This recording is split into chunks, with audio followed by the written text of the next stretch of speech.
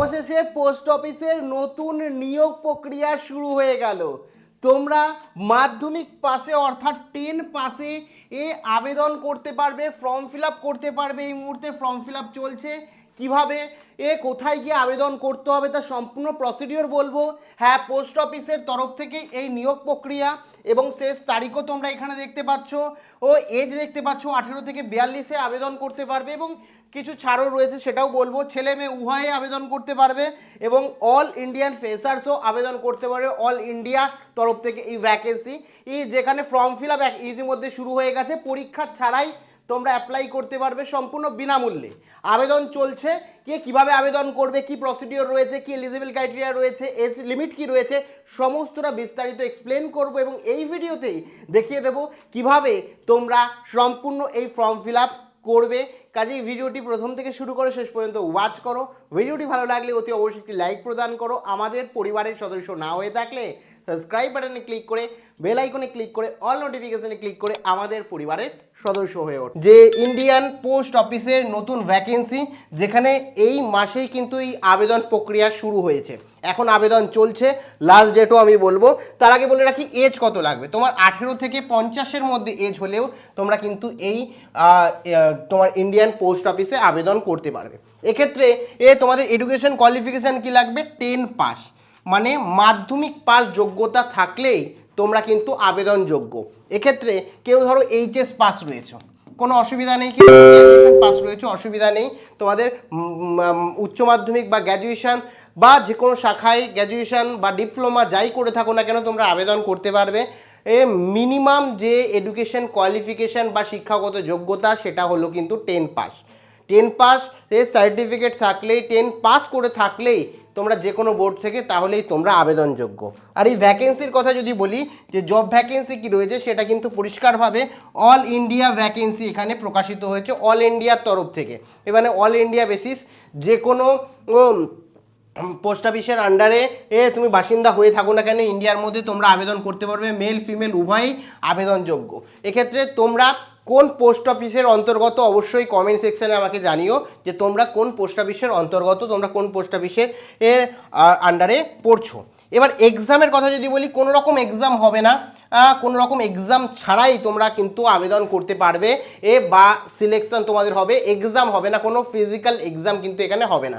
তোমরা জানো পোস্ট অফিসে কোনো রকম এক্সাম হয় না। এবার এখানে বলে রাখি, এটা এখানে কিন্তু পরিষ্কারভাবে লাস্ট ডেট বলে দেওয়া আছে। লাস্ট ডেট কিন্তু এ মাসেই 22 তারিখ। 22 তারিখ কিন্তু তোমাদের লাস্ট ডেট, ঠিক আছে? 22 তারিখের মধ্যে তোমরা অ্যাপ্লাই কিন্তু করে নেবে। এবার আবেদন করতে গেলে কত টাকা ফি লাগবে? দেখো, আবেদন করতে গেলে তুমি যদি জেনারেল হও তোমার কোনো রকম টাকা লাগবে না, এসসি হলেও কোনো রকম টাকা লাগবে না, ওবিসি হলেও কোনো রকম টাকা লাগবে না। সম্পূর্ণ বিনামূল্যে তোমরা এই পোস্ট অফিসের নতুন যে রিক্রুটমেন্ট বা ভ্যাকেন্সি তাতে কিন্তু আবেদন করতে পারবে। এক্ষেত্রে তোমাদের প্রত্যেকে বলে রাখি যে স্যালারি কত হবে? 25,000 অ্যাপ্রক্স কিন্তু তোমাদের হবে। আপ টু হবে, তার মানে তোমার ওখানে এরিয়া অনুযায়ী ডিপেন্ড করবে। এক্ষেত্রে তোমাদের বলে রাখি এটা কিন্তু জিডিএস ভ্যাকেন্সি না, ঠিক আছে? এটা জিডিএস ভ্যাকেন্সি না, তোমাদের এটা পোস্ট অফিসের থেকে অন্য ভ্যাকেন্সি বিমা সেক্টরে, ঠিক আছে? সেটা আমি পুরো ডিটেলসে এক্সপ্লেন করছি। তো তোমরা অনেকেই বলবে আচ্ছা এক্সাম তো হবে না, যেহেতু এক্সাম হবে না সেক্ষেত্রে পরীক্ষা ছাড়াই কিভাবে সিলেকশন হবে? দেখো, পরীক্ষা ছাড়াই এক হচ্ছে তোমার মার্কস রয়েছে, সেই মার্কস তো আইডেন্টিফাই করাই হবে মাধ্যমিকে তুমি কত নাম্বার পেয়েছো। দ্বিতীয় যেটা সিলেকশন প্রসেসের ক্ষেত্রে কাজে লাগবে সেটা হচ্ছে ওয়ার্ক ইন ইন্টারভিউ। তোমার একটা ইন্টারভিউ নেওয়া হবে, ঠিক আছে? যে ইন্টারভিউ নেওয়া হবে, লাস্ট ডেট বললাম 22 তারিখ এবং ইন্টারভিউ ডেট কিন্তু তোমাদের 25 তারিখ। ইন্টারভিউ ডেটও বলে দিলাম, এ মাসের 25 তারিখ কিন্তু তোমাদের ইন্টারভিউ ডেট রয়েছে, ঠিক আছে? 22 তারিখ হচ্ছে অ্যাপ্লিকেশন করার লাস্ট ডেট এবং ইন্টারভিউ তোমার হবে হচ্ছে 25 তারিখ, ঠিক আছে? এবার তোমাদের ব্যাপার হচ্ছে কিভাবে তোমরা ফর্ম ফিল আপ করবে। দেখো, হাউ টু অ্যাপ্লাই, কীভাবে অ্যাপ্লাই করবে। দেখো, এটা কিন্তু অফলাইনে না, এই অনলাইনে তোমরা অ্যাপ্লাই করতে পারবে না, ঠিক আছে? অনলাইন না, তোমরা অফলাইনে আবেদন করবে, ঠিক আছে? অফলাইনে তোমাদের আবেদন করতে হবে। কীভাবে আবেদন করবে, কি সমস্ত প্রসিডিওর বলছি। তোমার এখানে দেখতেই পাচ্ছ পাটনা তোমার হচ্ছে জিপিওর তরফ থেকে কিন্তু এটা প্রকাশিত হয়েছে। পাটনা জিপিওতে তোমাদের অ্যাপ্লাই করতে হবে। কি কি ডকুমেন্টেশন লাগবে আগে বলে দিই তোমাদের, যে কি কি ডকুমেন্টেশন লাগবে। তো এখানে তোমরা দেখতেই পাচ্ছ কি কি ডকুমেন্টেশন লাগবে। এখানে 10 পাস তোমার সার্টিফিকেট লাগবে, 10 পাসে মার্কশিট লাগবে, আধার কার্ড তোমার লাগবে, দিতে হবে পাসপোর্ট সাইজ একটি ফটো তোমাকে আবেদন করার সময় দিতে হবে, একটা ফোন নাম্বার এবং একটা ইমেল অ্যাড্রেস দিতে হবে, ভ্যালিড ফোন নাম্বার এবং ইমেল অ্যাড্রেস দেবে। সেখানে যারা যারা অ্যাপ্লাই করবে সঠিকভাবে তাদের ভ্যালিড বা চালু ফোন নাম্বারে কিন্তু SMS দেওয়া হবে। তারপরে কাস্ট সার্টিফিকেট যদি থাকে তাহলে তোমরা কাস্ট সার্টিফিকেট দেবে, আদারওয়াইজ দেওয়ার প্রয়োজন নেই। আর রেসিডেন্সিয়াল প্রুফ হিসাবে প্রুফ একটা দিয়ে দেবে তোমরা। আর তারপরে এজ প্রুফ হিসাবে তোমরা বার্থ সার্টিফিকেট দিতে পারো বা মাধ্যমিকের অ্যাডমিট কার্ডও দিতে পারো, কোনো অসুবিধা নেই। তো এই ডকুমেন্ট তোমাকে দিতে হবে। এবার কথা হচ্ছে কিভাবে অ্যাপ্লাই করবে। দেখো অ্যাপ্লাই প্রসেসটা কিন্তু খুব ইম্পর্টেন্ট, খুব মনোযোগ সহকারে দেখো যাতে কোথাও ভুল না হয়। পুরো একটা ভুল হলে আবেদন করলেও কিন্তু তোমার অ্যাপ্লিকেশান রিজেক্ট হবে। তো এখানে প্রথমে দেখতে পাচ্ছ পোস্ট অফিসের তরফ থেকে অ্যাপ্লিকেশান ফর্ম, ঠিক আছে। তো এখানে ক্যাপিটাল লেটারে ফুলফিল করতে বলেছে। অ্যাপ্লাইড পোস্টের নাম হচ্ছে বিমা এজেন্ট, তোমরা এখানে দেখতে পাচ্ছ। তারপরে পোস্টের নাম দেওয়া আছে। তারপরে নেম অফ দ্য ক্যান্ডিডেট, এখানে তোমার নাম লিখবে। কি লিখবে? এখানে তোমার ফুল নেম লিখবে, ক্যাপিটালে লিখবে, ঠিক আছে, বড় হাতের লিখবে। তারপরে তোমার এখানে বাবার নেম, ঠিক আছে, ফাদার্স নেম লিখবে। তারপরে এখানে ডেট অফ বার্থ, তোমার যে দিনকে জন্ম সেই মাস তারিখ আর সাল এখানে তোমরা দিয়ে দেবে।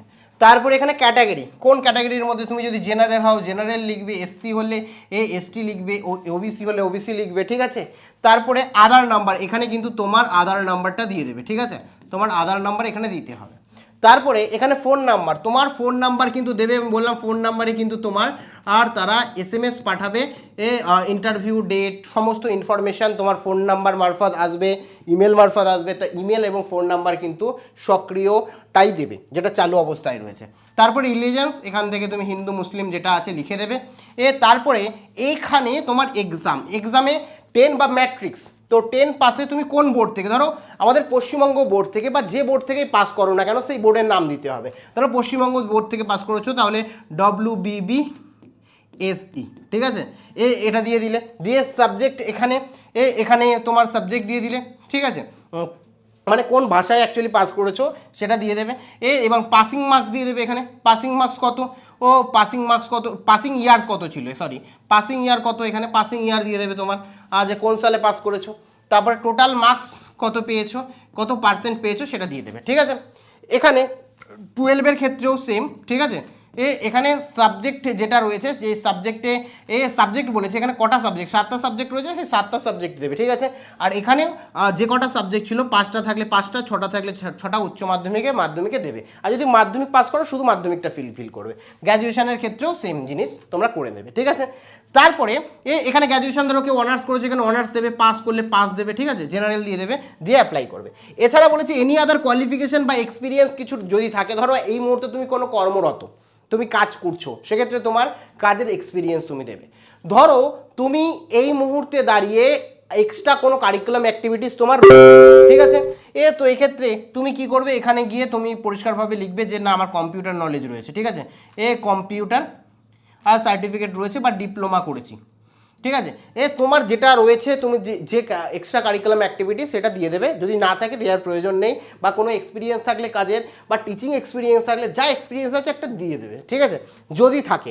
আদারওয়াইজ যদি না থাকে ফাঁকা রাখবে, কোনো অসুবিধা নেই। তারপরে অ্যাড্রেস, তোমার house number, street number, village এখানে দেবে। তারপরে পোস্ট অফিস এখানে দিয়ে দেবে, পুলিশ স্টেশন তোমার দিয়ে দেবে, ডিস্ট্রিক্ট এখানে দিয়ে দেবে, স্টেট ওয়েস্ট বেঙ্গল এখানে দিয়ে দেবে। তারপরে তোমার যে পিনকোড আছে সেই পিনকোডটা তোমার এখানে দিয়ে দেবে।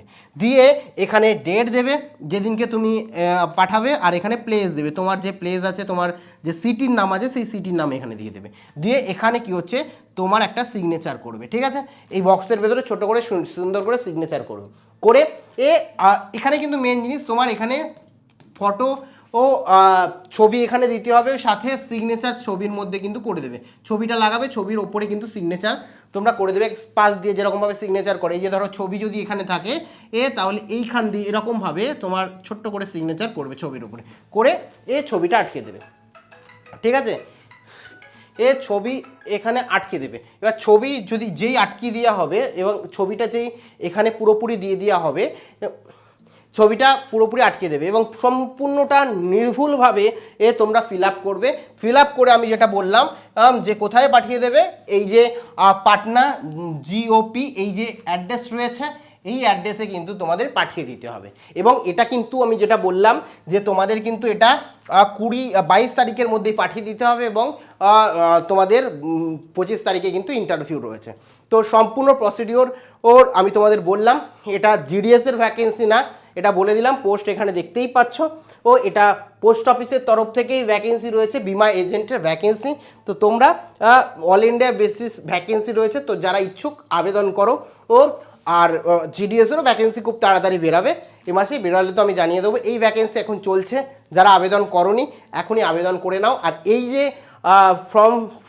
যে ফর্মটি রয়েছে, এই ফর্মটি আমাদের যে হোয়াটসঅ্যাপ চ্যানেল রয়েছে, হোয়াটসঅ্যাপ চ্যানেলে দিয়ে দেবো। হোয়াটসঅ্যাপ চ্যানেলের লিঙ্ক ডেসক্রিপশানে দেওয়া রয়েছে, ওখান থেকে সরাসরি গিয়ে তুমি কিন্তু এই পিডিএফটা ডাউনলোড করে নিয়ে তোমরা কিন্তু প্রিন্ট আউট করে নির্দিষ্ট যে পাটনা পাঠিয়ে দিতে পারো নির্দিষ্ট অ্যাড্রেসটা। ঠিক আছে, কোনো রকম জিজ্ঞাসাবাদ থাকলে কমেন্ট সেকশানে কমেন্ট করে জানাতে পারো।